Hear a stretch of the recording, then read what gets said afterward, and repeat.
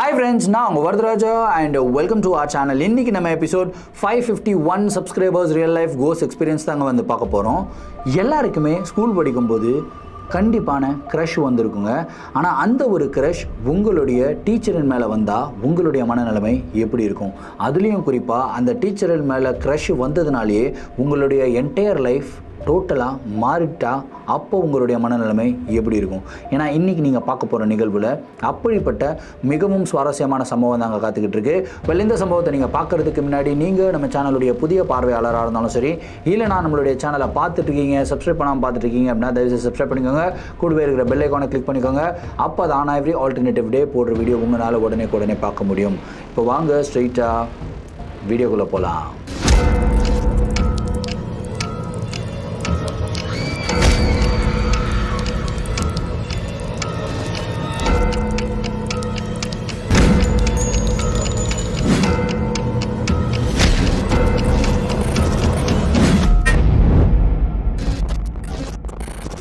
இந்த ஒரு நிகழ்வை நம்மளுக்கு குமார் அப்படின்ற ஒரு சப்ஸ்கிரைபர் வந்து மெயில் பண்ணி விட்டுருக்காருங்க.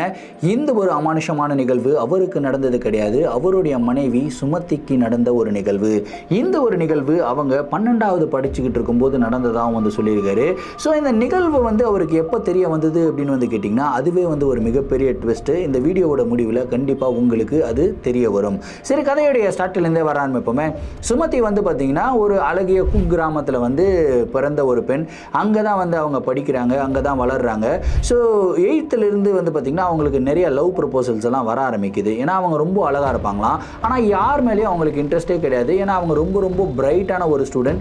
எல்லா சப்ஜெக்ட்லேயுமே வந்து பார்த்திங்கன்னா 95, 96 அந்த மாதிரி தான் வந்து ஸ்கோர் பண்ணிக்கிட்டு இருப்பாங்க. அவங்களுடைய ஃபுல் அண்ட் ஃபுல் கான்சன்ட்ரேஷனுமே வந்து பார்த்திங்கன்னா படிப்பில் மட்டும்தாங்க இருக்கும். இப்படி அவங்க வந்து 10th முடிக்கிறாங்க. 10th போதுமே வந்து பார்த்திங்கன்னா அவங்க ஸ்கூலுடைய டாப்பராகவும் வராங்க. ஸோ எல்லாமே கரெக்டாக போய்கிட்டு இருக்கு அப்படின்னு சொல்லி நினைக்கும் போது தான் +1 வந்து இவங்க இன்னொரு ஸ்கூலுக்கு வந்து ஷிஃப்ட் ஆகுறாங்க. அந்த ஸ்கூலில் வந்து பார்த்திங்கன்னா ஒரு மேக்ஸ் டீச்சர் வந்து இருக்காருங்க. ஸோ அந்த சார் வந்து ரொம்பவும் ஹேண்ட்ஸமாக பயங்கர ஸ்மார்ட்டாக இருப்பார். அவரை பார்த்த உடனே சுமதிக்கு வந்து பார்த்திங்கன்னா அவர் மேலே ஒரு சின்னதான ஒரு க்ரஷ். ஸோ இவர் இவ்வளோ அழகாக இருக்காரே அப்படின்னு சொல்லிட்டு பார்த்து சைட் அடிக்க ஆரம்பிக்கிறாங்க. ஸோ படிப்படியாக அந்த ஒரு விஷயம், அந்த சின்ன க்ரஷ் அப்படின்ற ஒரு விஷயம் இல்லையா, இவங்களுடைய படிப்பை வந்து பார்த்திங்கன்னா ஹேம்பர் பண்ணுது அப்படின்னு சொல்லலாம். ஸோ இவங்க எல்லா சப்ஜெக்ட்ஸ்லையுமே நல்ல மார்க் எடுத்தாலும் இந்த மேக்ஸ் அப்படின்ற அந்த சப்ஜெக்டில் வந்து பார்த்திங்கன்னா கம்மியான மார்க் எடுக்கிறாங்க.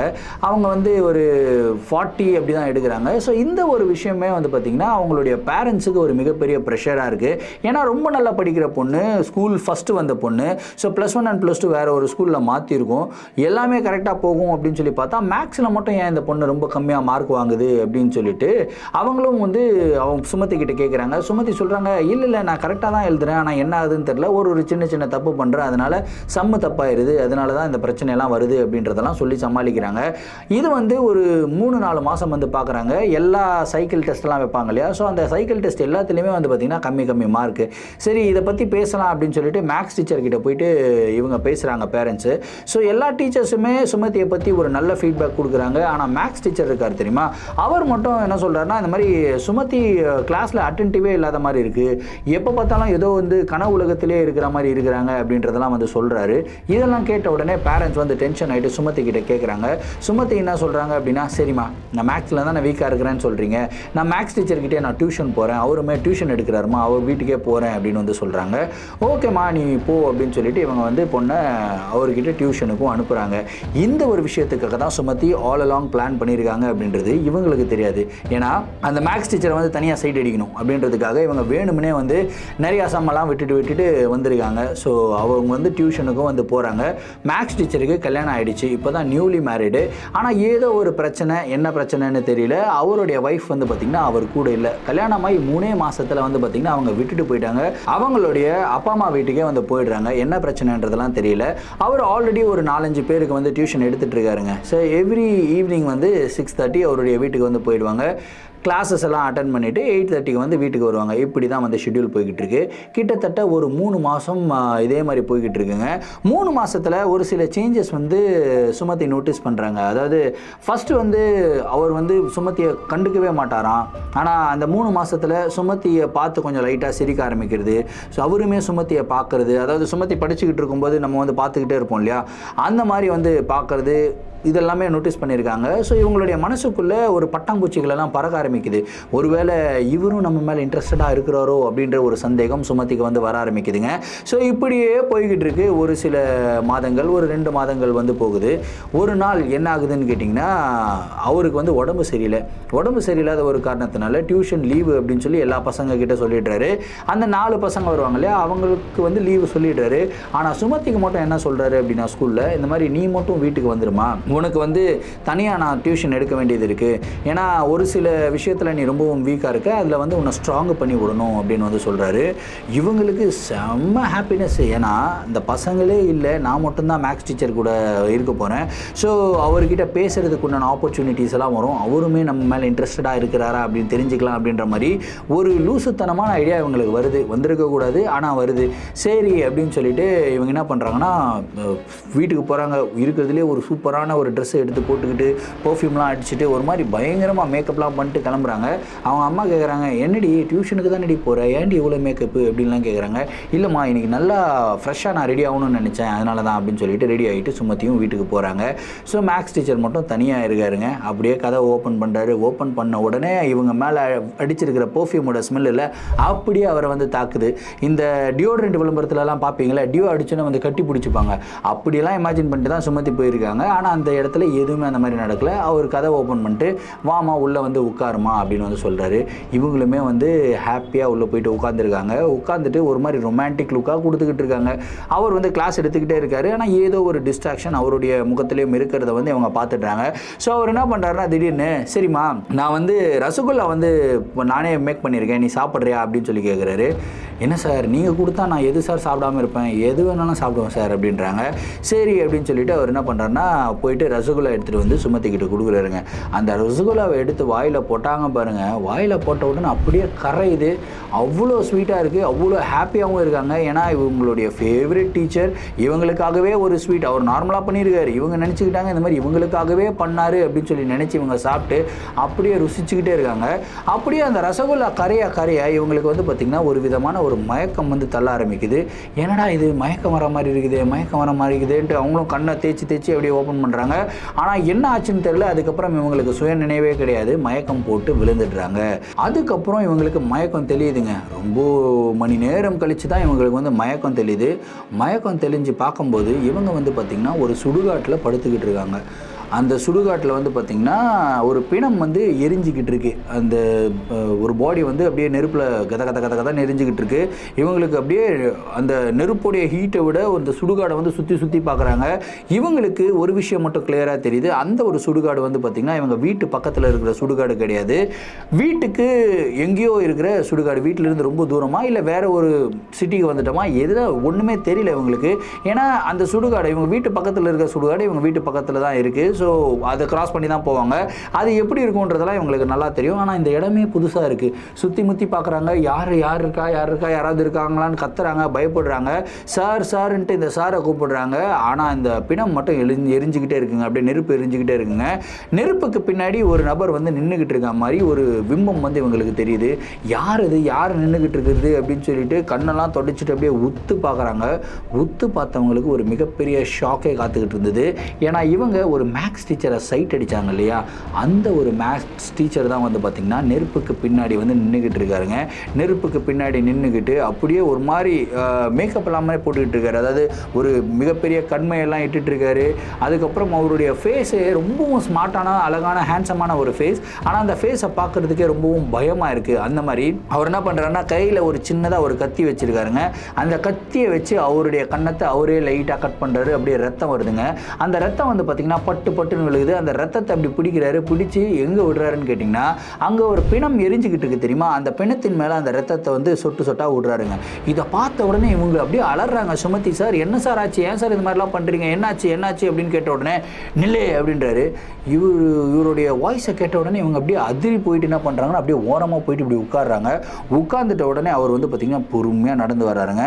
நடந்து இந்த பக்கம் வரும்போது இவங்க அப்படியே கண்ணை மூடிக்கிறாங்க. ஏன்னா அவர் வந்து பார்த்திங்கன்னா ட்ரெஸ்ஸே போடல, ஃபுல் நேக்கடாக வந்து பார்த்திங்கன்னா நடந்து வர்றாரு. நடந்து வந்து அப்படியே சுமதிக்கிட்ட வராருங்க. சுமதிக்கிட்ட வந்துட்டு உன்னை நான் என்ன பண்ண போகிறேன் தெரியுமா அப்படின்றாரு. சார் என்ன சார் பண்ண போகிறீங்க, என்னை விட்டுருங்க சார், என்னை விட்டுருங்க சார் எல்லாம் கேட்டுக்கிட்டே இருக்காங்க. ஆனால் அவர் என்ன பண்ணுறாருன்னா சுமதியுடைய கைகளையும் கால்களையும் கட்டுறாருங்க. கட்டி வந்து பார்த்திங்கன்னா அந்த இடத்துல ஒரு டயக்ராம் மாதிரி போட்டு வச்சுருக்காரு. அந்த டயக்ராமில் வந்து இவங்களை உட்கார வைக்கிறாருங்க. உட்கார வச்சுட்டு இவர் அப்படியே எதிரில் உட்காராரு. அந்த பிணத்து பக்கத்தில் அதை எரிஞ்சுக்கிட்டு இருக்கு தெரியுமா, அந்த பிணத்து பக்கத்திலே உட்காந்து இவர் ஏதேதோ மந்திரங்கள் வந்து சொல்ல ஆரம்பிக்கிறாரு. என்னென்னமோ பண்ணுறாரு. இவங்களுக்கு பயமாக இருக்குது. ஆனால் இவங்களுக்கு ஒரே ஒரு விஷயம் மட்டும் தோணுது, இவர் ஏதோ பிளாக் மேஜிக் பண்ணுறாரு போல இருக்கே அப்படின்றது மட்டும் தோணுதுங்க. அந்த மாதிரி தான் இவர் வந்து பார்த்திங்கன்னா பயங்கரமான மந்திரங்கள்லாம் சொல்லிக்கிட்டு இருக்காரு. அந்த மந்திரங்கள் சொல்ல சொல்ல சொல்ல சொல்ல இவருடைய உடம்பு இருக்கு இல்லையா, அவருடைய உடம்பை பார்த்துக்கிட்டே இருக்காங்க, அவருடைய ஃபேஸை பார்த்துக்கிட்டே இருக்காங்க. டோட்டலாக வேற மாதிரி மாறுதுங்க. அதாவது அழகான முகம் ரொம்பவும் ஆக்ரோஷமாக கொடுமையான முகமாக மாறினா எப்படி இருக்குமோ அந்த மாதிரி தான் அவருடைய முகம் வந்து மாறிக்கிட்டு இருக்கு. இந்த முகம் மாற்றத்தை பார்த்த உடனே இவங்க அப்படியே பயத்தில் நடுங்கிறாங்க, அழுதுகிட்டே இருக்காங்க. சரி, அந்த ஒரு டயக்ராமில் தான் உட்கார வச்சிருக்காரு, அதுலேருந்து எழுந்து ஓடிடலாம் அப்படின்னு சொல்லி எழுந்து இந்த பக்கம் திரும்புகிறாங்க. திரும்பி பார்த்தா அந்த இடத்துல ஒரு 5-6 பேர் நின்றுக்கிட்டு இருக்காங்க. அந்த 5-6 பேரும் யாருன்னு கேட்டிங்கன்னா அந்த 5-6 ஆன்மாக்கள் வந்து நின்றுக்கிட்டு இருக்குங்க. ஸோ இவர் என்ன பண்ணுறாரு அப்படின்னு கேட்டிங்கன்னா இந்த ஆன்மாக்கள் எல்லாம் அவருடைய கண்ட்ரோலில் வச்சுக்கிட்டு அந்த இடத்த வந்து கேப்சர் பண்ணி வச்சிருக்காரு அப்படின்றத புரிஞ்சுக்கிறாங்க. அந்த ஆன்மாக்கள் வந்து சுமதியை வந்து அட்டாக் பண்ணுற மாதிரி வருது. இவங்க பயந்துட்டு வந்து பார்த்திங்கன்னா அதே இடத்துல வந்து உட்காந்துடுறாங்க. அதுக்கப்புறம் கிட்டத்தட்ட ஒரு அரை மணி நேரம் இப்படியே போகுது. அழுது அழுது அழுது அழுது அழுது அழுது இவங்களுடைய கண்ணீர் எல்லாமே வத்திருச்சுன்னு சொல்லலாம். செம்ம டயர்ட் ஆகிட்டாங்க. அப்படியே மயக்கமாக வருது. சார் என்னை விட்டுடுங்க சார், ப்ளீஸ் சார், நான் இந்த மாதிரிலாம் வரல சார், உங்களை ரொம்ப பிடிக்கும் சார் அப்படி இப்படின்லாம் கெஞ்சுறாங்க. பட்டுன்னு அவர் நிறுத்திட்டு, உன்னையும் எனக்கு ரொம்ப பிடிக்கும், நீ ரொம்ப நாளாக என்னை பார்த்துக்கிட்டு இருக்கேன்னு தெரியும், அதனால தான் நான் உன்னை செலக்ட் பண்ணேன், அதுலேயும் குறிப்பாக இன்னைக்கு நைட்டு உன்னை செலக்ட் பண்ணேன் அப்படின்னு சொல்லிட்டு பயங்கர ஆக்ரோஷமாக சிரிக்கிறாருங்க. அதுக்கப்புறம் அந்த மனுஷன் பொறுமையாக எழுந்துக்கிறாருங்க. எழுந்து பொறுமையாக சுமதி பக்கத்தில் வந்து நடந்து வராரு. சுமதி அப்படியே பயத்தோட உச்சகட்டத்தில் இருக்கும்போது வந்து அவர் என்ன பண்ணுறாருன்னா, உன் ட்ரெஸ்ஸை கழட்டு அப்படின்றாரு. என்ன சார் இந்த மாதிரிலாம் பேசுகிறீங்க சார், இந்த மாதிரிலாம் பேசாதீங்க அப்படின்னதுக்கப்புறம் அந்த இடத்துல கிட்டத்தட்ட ஒரு 2 மணி நேரங்க சுமதியை என்னென்னலாம் பண்ணக்கூடாதோ எல்லா விஷயத்தையும் பண்ணுறாரு மனுஷன். ஒரு மாதிரி அவங்கள வந்து மென்டலி அண்ட் ஃபிசிக்கலி வந்து பயங்கரமாக அசால்ட் பண்ணுறாரு. என்னென்ன பண்ணியிருப்பாருன்றது உங்கள் எல்லாருக்கும் நல்லா தெரியும். அதை வந்து நான் எக்ஸ்பிளைன் பண்ண விருப்பம் இல்லை. இன்ஃபேக்ட் உங்களுடைய இமேஜினேஷனுக்கே அதை விட்டுடுறேன் அப்படின்னு சொல்லலாம். ஸோ அந்த மாதிரி எல்லாமே வந்து பார்த்திங்கன்னா சுமதி கிட்ட தவறாக நடந்துக்கிறாருங்க. 2 மணி நேரம் சுமதி வந்து ஒரு டெட் மீட் மாதிரி தான் வந்து படுத்துக்கிட்டு இருக்காங்க. அவங்களால சுத்தமாக முடியல, எழுந்தும் கூட நடக்க முடியாது அப்படின்ற ஒரு நிலைமைக்கு வந்து வராங்க. ஸோ அவர் என்ன சொல்கிறாரு அப்படின்னா, எல்லாத்தையும் முடிச்சுட்டு அவருடைய பூஜைகள் எல்லாம் முடிச்சுட்டு நான் என்ன நினச்சேனோ அதை வந்து நான் சாதிச்சிட்டேன். இன்றைக்கி நான் ஒரு மிகப்பெரிய சக்தியை வந்து கண்ட்ரோல் பண்ணிட்டேன், ஒரு மிகப்பெரிய ஆன்மாவை நான் கண்ட்ரோல் பண்ணிட்டேன், நான் ரொம்ப சந்தோஷமாக இருக்கிறேன், உனக்கு என்ன வேணும் அப்படின்றத கேளு அப்படின்னு சொல்லி சுமதி கிட்ட சொல்கிறாருங்க. சுமதி ஆல்ரெடி ரொம்ப டயர்டான நிலைமையில தான் படுத்துக்கிட்டு இருக்காங்க. அவங்க என்ன சொல்கிறாங்க அப்படின்னா, எனக்கு உங்களை மாதிரி ஆகணும் அப்படின்னு வந்து சொல்கிறாங்க. என்னம்மா நீ சொல்கிற அப்படின்னு கேட்கும்போது, நீங்கள் எந்தெந்த வித்தைகளை கற்றுக்கிட்டீங்களோ அந்த எல்லா வித்தைகளையும் எனக்கும் கற்றுக் கொடுங்க, நான் உங்களை மாதிரி ஆகணும் அப்படின்னு வந்து சொல்கிறாங்க. சரி அப்படின்னு சொல்லிட்டு அவருமே வந்து ஓகே சொல்லிடுறாரு. ஏன்னா யோசிச்சு பாருங்கள், இவ்வளோ பவர் கிடைச்சதுக்கு காரணம் சுமதி தான் அப்படின்றாரு. ஸோ அந்த சுமதியே வந்து இந்த விஷயத்தை கற்றுக்கணும் போது எனக்கு ஒரு அசிஸ்டண்ட்டே கிடைச்சிட்டாங்க அப்படின்னு சொல்லிட்டு அவர் ரொம்பவும் சந்தோஷப்படுறாருங்க. அடுத்த நாள்லேருந்தே வந்து பார்த்திங்கன்னா இதே மாதிரி ரெகுலராக இவங்க டியூஷனுக்கு போக ஆரம்பிக்கிறாங்க. எல்லா பசங்களுமே ஸ்டாப்பு, எந்த பசங்களும் டியூஷனுக்கு வரல, சுமதி மட்டும் தான் போகிறாங்க. சுமதி மட்டும் போயிட்டு அடுத்த 13 நாட்களுக்கு வந்து பார்த்திங்கன்னா அந்த சுடுகாட்டில் என்னென்ன பண்ணாங்களோ எல்லா விஷயங்களும் அவருடைய வீட்டில் 13 நாட்கள் தொடர்ந்து பண்ணிக்கிட்டே இருக்காங்க. அது மட்டுமே இல்லாமல் நிறையா மந்திரங்கள் கற்றுக்கிறது. சுமதியே வந்து பார்த்திங்கன்னா ஒரு சில ஆன்மாக்களை வந்து வர வச்சுருக்காங்க. அவங்க வந்து பார்த்திங்கன்னா ஆன்மாக்களை கண்ட்ரோல் பண்ண முயற்சி பண்ணிக்கிட்டு இருக்காங்க. ஆனால் ஆன்மாக்களை வந்து இவங்களால அந்த டைமில் கண்ட்ரோல் பண்ண முடியல அப்படின்னு தான் வந்து சொல்லணும். ஸோ அவர்கிட்ட கேட்டிருக்காங்க, எப்படி ஒரு ஆன்மாவை நான் வந்து கண்ட்ரோல் பண்ணுறது அப்படின்னு சொல்லி கேட்கும்போது அதுக்கு தனியான ஒரு பிளாக் மேஜிக் ரிச்சுவலை வந்து கற்றுக் கொடுத்துருக்காருங்க. ஸோ அந்த ஒரு விஷயத்தையும் இவங்க வந்து கற்றுக்கிறாங்க. கற்றுக்கிட்டதுக்கப்புறம் இவங்க என்ன பண்ணுறாங்கன்னா, ஒரு ஆன்மாவை இவங்க தனியாக கண்ட்ரோல் பண்ணணும்னு சொல்லி வீட்டில் இவங்க வந்து பார்த்திங்கன்னா ஒரு பூஜை பண்ணுறாங்க. பூஜை பண்ணிவிட்டு ஒரு பெண்ணுடைய ஆன்மாவை வந்து கண்ட்ரோல் பண்ணுறாங்க. அந்த பெண்ணுடைய ஆன்மா ரொம்பவும் ஆக்ரோஷமான ஒரு ஆன்மாவாக இருந்தது. அந்த ஆன்மா வந்து எதனால் ஆக்ரோஷமாக இருந்ததுன்னு கேட்டிங்கன்னா, அந்த பெண் கிட்ட யாரோ 4 நபர்கள் வந்து தவறாக நடந்திருக்காங்க. அதை வந்து தாங்க முடியாமல் அந்த பெண் வந்து பார்த்திங்கன்னா தற்கொலை பண்ணி இறந்து போகிறாங்க.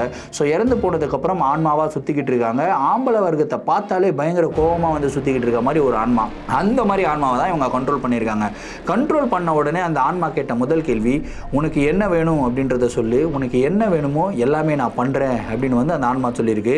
அதுக்கு சுமதி என்ன தெரியுமா சொல்லியிருக்காங்க, என் மேக்ஸ் டீச்சர் இருக்கார் இல்லையா, அவரை கண்டந்தண்டமாக வெட்டி சாவடிக்கணும், யார் கொலை பண்ணாங்கன்னு கூட தெரியக்கூடாது. இன்ஃபேக்ட் அவர் செத்தது ரொம்ப நேச்சுரலாக இருக்கணும் அப்படின்னு வந்து சொல்கிறாங்க. அதுக்கப்புறம் உனக்கும் எனக்கும் எந்த ஒரு சம்மந்தமும் இல்லை, நீ எங்கேயாவது போயிடு, நான் உன்னை கூப்பிட மாட்டேன், நீயும் என்னை கூப்பிடாத அப்படின்னு வந்து சொல்கிறாங்க. ஸோ இதை கேட்ட உடனே அந்த ஆன்மாவுமே ஓகே அப்படின்ற மாதிரி தான் வந்து சொல்லியிருக்காங்க. அதுக்கப்புறம் அடுத்த நாள் காலையில் அவங்களுடைய ஸ்கூலில் எல்லோரும் அல்லோகல்ல கொட்டிட்டு ஓடுறாங்க இங்கே அங்கே, ஐயோ என்னாச்சுன்ட்டு. என்ன ஆச்சு அப்படின்னு சொல்லி சுமத்தி கேட்கும்போது அப்போ தான் அவங்களுக்கு ஒரு நியூஸ் தெரிய வருது. இந்த மேக்ஸ் டீச்சர் இருக்கார் இல்லையா, அவர் வந்து ஒரு சைக்கிள் வச்சுருப்பாருங்க. அவர் வந்து ரயில்வே ரோடை க்ராஸ் பண்ணி தான் அவர் வரணும். ஸோ ரயில்வே ரோடை க்ராஸ் பண்ணி வரும்போது ட்ரெயின் வந்து அவரை அடித்து பீஸாக வந்து அவருடைய உடம்பை வந்து சிதறிச்சு அப்படின்ற ஒரு நியூஸ் வந்து கேள்விப்படுறாங்க. இதை கேள்விப்பட்ட உடனே சுமதியோடைய மனசில் ஒரு விதமான ஒரு நிம்மதி, ஒரு ஹாப்பினஸ், அப்படியே அவ்வளோ சந்தோஷத்தில் அவங்க போயிட்டு கிளாஸில் உட்காடுறாங்க. +2ல் படிக்க ஆரம்பிக்கிறாங்க. நல்லா கான்சன்ட்ரேட் பண்ணுறாங்க. கான்சன்ட்ரேட் பண்ணி +2லேயும் வந்து ஸ்கூல் டாப்பராக வராங்க. அதுக்கப்புறம் அவங்க அப்பா அம்மா கிட்ட என்ன சொல்கிறாங்க அப்படின்னா, எனக்கு இதில் படிக்கிறதுலலாம் இன்ட்ரெஸ்ட்டே கிடையாது, நான் அப்படியே என்னை ஃப்ரீயாக விட்டுடுங்க, கொஞ்ச நாள் அப்படியே சைலண்ட்டாக இருந்துட்டு அதுக்கப்புறம் நீங்கள் சொல்கிற பையனை நான் கல்யாணம் பண்ணிக்கிறேன் அப்படின்னு வந்து சொல்கிறாங்க. ஆனால் டீப் டவுன் இவங்களுடைய மனசுக்குள்ளே வந்து பார்த்திங்கன்னா இந்த ஒரு வருத்தம், இந்த மாதிரி தவறான ஒரு பாதையில் போயிட்டோமே, நம்மளால் ஒரு பர்சனுடைய உயிரும் போயிடுச்சு அப்படின்ற மாதிரி ஒரு வருத்தத்தில் தான் இவங்க வாழ்ந்து வந்திருக்காங்க. ஸோ அவங்க வந்து குமாரை வந்து கல்யாணம் பண்ணுறாங்க. கல்யாணம் பண்ணதுக்கப்புறம் வந்து பார்த்திங்கன்னா ஹாப்பியாக இருக்கணும்னு முயற்சி பண்ணுறாங்க, ஹாப்பியாக இருக்கிற மாதிரி காட்டிக்கிறாங்க. ஆனால் உண்மையிலே அவங்களுடைய மனசில் ஹாப்பியாக இல்லை. அவங்களுக்கு 2 அழகான குழந்தைகள் வந்து பிறக்குது. ஸோ இந்த ஆன்மாலாம் இவங்களை விட்டுட்டு போயிடுச்சு அப்படின்னு தானே நினச்சாங்க. ஆனால் இவங்களுக்கு அந்த 2 குழந்தைகள் பிறந்ததுக்கப்புறம் தான் அந்த ஆன்மாக்கள் திரும்பியும் சுமத்தியை வந்து தொந்தரவு பண்ண ஆரம்பிச்சிருக்கு. இந்த மாதிரி நான் இது பண்ணுவேன், நீ வந்து இது வந்து ஒத்துக்கணும், அப்படி நீ ஒத்துக்கலை அப்படின்னா உன்னுடைய குழந்தைகளை நான் காலி பண்ணிவிடுவேன் அப்படின்ற மாதிரியெல்லாம் வந்து மிரட்ட ஆரம்பிச்சிருக்கு. ஏன்னா அந்த பிளாக் மேஜிக் அப்படின்றது சாதாரணமான ஒரு விஷயம் இல்லை. நம்ம கரெக்டாக ஒரு விஷயத்தை பண்ணுறோம், அதே மாதிரி கரெக்டாக அந்த விஷயத்தை விடணும். அப்ரப்டாக அப்படியே ஸ்டாப் பண்ணோம் அப்படின்னா கண்டிப்பாக அதனால நம்மளுக்கு பல பிரச்சனைகள் வர்றதுக்கு உண்டான வாய்ப்பு இருக்குது. அந்த மாதிரி சுமதியோடைய லைஃப்பில் தினம் தினம் பல பிரச்சனைகள் வந்து வர ஆரம்பிக்குது. ஒரு நாள் அவங்களுடைய பையன் ஸ்கூலுக்கு போகும்போது வேன் இடித்து வந்து பார்த்திங்கன்னா கீழே விழுந்துடுறான். பையனுக்கு கால் வந்து உடஞ்சி போயிடுதுங்க. இதை பார்த்த உடனே இவங்க வந்து ஃபீல் பண்ணுறாங்க, இது எல்லாமே நடக்கிறது இந்த ஆன்மாக்கள்னால தான் அப்படின்றது வந்து ஃபீல் பண்ணுறாங்க. ஸோ அந்த ஆன்மாக்கள் கிட்ட வந்து இவங்க போராட ஆரம்பிக்கிறாங்க. திரும்பியும் இவங்க வந்து பார்த்திங்கன்னா அந்த பிளாக் மேஜிக் ப்ராக்டிசஸ் எல்லாமே பண்ண ஆரம்பிக்கிறாங்க. இதெல்லாம் பண்ணாலுமே அந்த ஆன்மாக்கள் வந்து பார்த்திங்கன்னா ரொம்பவும் ஆக்ரோஷமாக தாங்க இருக்குது. இப்படியே ஒரு சில நாட்கள் வந்து போய்கிட்டு இருக்கு. ஃபைனலாக சுமதி வந்து ஒரு டிசிஷன் எடுக்கிறாங்க. நான் உயிரோடு இருக்கிற வரைக்கும் தான் இந்த ஆத்மாக்கள் வந்து என்னுடைய பிள்ளைகளையும் என்னுடைய கணவரையும் தொந்தரவு பண்ண முடியும். நான் உயிரோடு இல்லை அப்படின்னா இந்த ஆன்மாக்களுக்கு ஒரு சோர்ஸ் தேவைப்படும். அந்த சோர்ஸாக தான் நான் இருக்கிறேன். இப்போ நான் அந்த சோர்ஸே இல்லை அப்படின்னா இந்த ஆன்மாக்கள் இங்கிருந்து போயிடும் அப்படின்ற ஒரு நம்பிக்கையில் என்ன பண்ணுறாங்க அப்படின்னா ஒரு தவறான முடிவு எடுக்கிறாங்க. அவங்களுடைய உயிரை அவங்களே எடுத்துக்கிறாங்க. இந்த ஒரு தருணம் வந்து பார்த்திங்கன்னா குடும்பத்துக்கே ஒரு மிகப்பெரிய சுமை. ஏன்னா குமார் வந்து பார்த்திங்கன்னா சுமதியை ரொம்பவும் லவ் பண்ணுறாரு, ரொம்பவும் அஃபெக்ஷனட்டாக வந்து பார்த்துக்கிட்டு இருந்தார். ஆனால் சுமதியோட இந்த ஒரு முகம் வந்து பார்த்திங்கன்னா குமாருக்கு தெரியாமலே இருந்தது. ஸோ ஃபைனலாக அவங்க இறந்து போயிட்டதுக்கப்புறம் அவங்களுடைய ட்ரெஸ்ஸு, அவங்களுடைய கபோர்டெல்லாம் ஓப்பன் பண்ணி எல்லாமே செட் பண்ணுவாங்க இல்லையா, அந்த மாதிரி செட் பண்ணிக்கிட்டு இருக்கும்போது சுமதி வந்து பார்த்திங்கன்னா ஒரு பழைய டைரியை வந்து வச்சுருந்தாங்க. ஸோ அந்த டைரியில் வந்து டெய்லியும் நடக்கிற விஷயங்கள்லாம் எழுதிக்கிட்டே இருப்பாங்களாம். அந்த மாதிரி ஒரு 5 டைரி வச்சுருக்காங்களாம். அந்த 5 டைரியை எடுத்து படிச்சிருக்காரு. அப்போ தான் இவருக்கு தெரிய வந்திருக்கு இந்த மாதிரி ஒரு பிரச்சனை சுமதிக்கு வந்து இருந்திருக்கு. ஸோ டீப் டவுன் அவர் என்ன ஃபீல் பண்ணுறாரு அப்படின்னா, சுமதி இந்த மாதிரி ப்ராப்ளமில் இருக்காங்க, இது தெரியாமலே நான் வந்து அவங்க கூட இவ்வளோ நாள் வாழ்ந்துட்டேன், அவங்களுடைய இந்த ஒரு நிலைமைக்கு காரணம் நானாக கூட இருக்கலாம், ஆஸ் அ ஹஸ்பண்டாக நான் அவங்கக்கிட்ட இன்னும் நிறையா பேசியிருந்தேன் அப்படின்னா அவங்க என்கிட்ட சொல்லியிருப்பாங்க அப்படின்ற ஒரு வருத்தத்தில் தான் அவர் வந்து இது வரைக்கும் வாழ்ந்துக்கிட்டு இருக்கிறதாகவும் வந்து சொல்லியிருக்காரு. ஸோ நான் குமாருக்கு என்ன சொல்ல விரும்புகிறேன் அப்படின்னா, சுமதி வந்து ஒரு தவறுதலான ஒரு டிசிஷன் எடுத்தாங்க. அது வந்து அவங்களுடைய டிசிஷன் சொல்ல முடியாது, அந்த ஏஜில் வர்றதுக்கு உண்டான க்ரஷ். பட் ஒரு ராங் பர்சன் மேலே அந்த ஒரு க்ரஷ் வந்து வந்துருச்சுங்க. அதனால இந்த மாதிரி பிரச்சனைகள் அவங்களுடைய வாழ்க்கையில் நடந்துருச்சு. But in spite of all that நீங்கள் வந்து பார்த்திங்கன்னா அவங்கள ரொம்ப நல்லா பார்த்துக்கிட்டீங்க. அவங்களுக்காக ஒரு 2 குழந்தைகளை வந்து பெற்று கொடுத்துருக்கீங்க. ஸோ 2 பேரும் வந்து அந்த குழந்தைகளை ரொம்ப நல்லா வளர்த்துக்கிட்டு இருந்திருக்கீங்க. ஸோ இது வரைக்குமே அவங்க இறந்து போய் கிட்டத்தட்ட ஒரு 6-7 வருஷம் ஆகிடுச்சுன்றாரு. ஸோ அந்த 6-7 வருஷம் ஆனாலும் இது வரைக்கும் அந்த குழந்தைகளை வந்து இவர் நல்லா டேக் கேர் பண்ணிக்கிட்டு இருக்காரு. சுமதி மேலே வச்சிருக்கிற லவ்னால அவர் 2வது மேரேஜ் கூட பண்ணிக்கல. இதுவே வந்து ஒரு பிக்கெஸ்ட் டெஸ்ட்மெண்ட்டுங்க. நீங்கள் அவங்கள எவ்வளோ லவ் பண்ணுறீங்க அப்படின்றதுக்கு. ஸோ எதுக்குமே ஃபீல் பண்ணாதீங்க பிரதர். நான் என்னால் இதுதான் சொல்ல முடியும். இதுக்கு மேலே என்ன ஆறுதல் சொல்கிறது அப்படின்னு தெரியல. உங்களுடைய குழந்தைகளை பாருங்கள், குழந்தைங்களுக்காக உங்களுடைய லைஃப்பை வந்து நீங்கள் அர்ப்பணிக்கணும் அப்படின்னு சொல்லிட்டு நான் வேண்டுகோளாக கேட்டுக்கிறேன். ஸோ வியூவர்ஸ், நான் உங்ககிட்ட கேட்குற கேள்வி, இந்த ஒரு நிகழ்வை பற்றின உங்களுடைய கருத்துக்கள் என்ன அப்படின்றத கமெண்ட் பாக்ஸில் சொல்லுங்கள். இந்த வீடியோ கொஞ்சம் டிஃப்ரெண்ட்டாக இருந்திருந்தாலும் எனக்கு வந்து டீப் டவுன் ரொம்ப ஹர்ட் ஆன மாதிரி ஒரு ஃபீலு. உங்களுக்கும் அப்படி இருக்கா அப்படின்றத கமெண்ட்டில் சொல்லுங்கள். இதே மாதிரி உங்களுடைய வாழ்க்கையில் ஏதாவது அமானுஷமான நிகழ்வுகள் நடந்திருந்து அந்த நிகழ்வுகளை என்கிட்ட ஷேர் பண்ணணும்னு நினச்சிங்கன்னா நான் இன்ஸ்டாகிராமில் ஃபாலோ பண்ணிவிட்டு இன்ஸ்டாகிராமில் டிஎம் பண்ணுங்கள். இல்லைனா என்னுடைய மெயில் ஐடிக்கு மெயிலாக சென்ட் பண்ணி விடுங்க. கண்டிப்பாக உங்களுடைய நிகழ்வுகளும் நம்மளுடைய சேனலில் வீடியோஸாக போடப்படும். மீண்டும் அடுத்த வீடியோவில் சந்திக்கும் வரை நான் உங்கள் Varadaraja signing off. Thank you and bye.